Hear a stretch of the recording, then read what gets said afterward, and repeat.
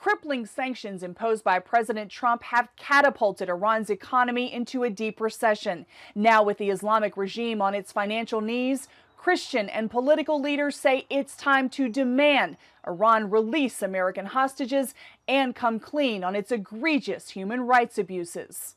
Simply reinstating the original nuclear deal will put the world in grave danger, says Reverend Johnny Moore, speaking as a human rights activist. The Iranians were cheating on the deal from the very beginning. They took $150 billion the United States gave to them, and they used it to fund terrorist activity around the world. He also serves on the U.S. Commission for International Religious Freedom, which recommends the U.S. raise religious freedom and other human rights abuses in any discussions with Iran. Moore goes even further.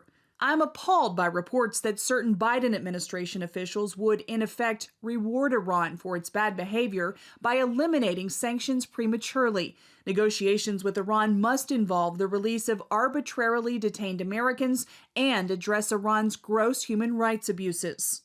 National Security Advisor Jake Sullivan says the Biden administration has communicated with Tehran over Americans languishing in Iranian prisons, but there's no indication they've been raised as part of a new nuclear deal. Wang Shuwang, an American who spent 3 years detained in Iran, tweets, Biden officials should explain to American hostages' families if the U.S. negotiation team is talking about our hostages in Vienna. Biden's Iran policy appears self-righteous and lacks a moral compass. Legislation introduced in both houses of Congress opposes lifting sanctions without addressing the full scope of Iran's malign activities, including hostage-taking and gross human rights violations.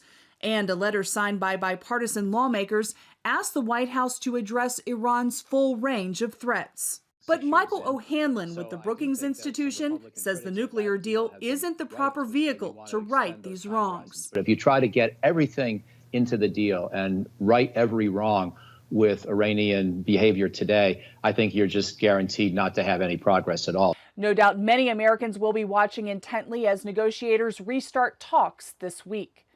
Jennifer Wishon, CBN News.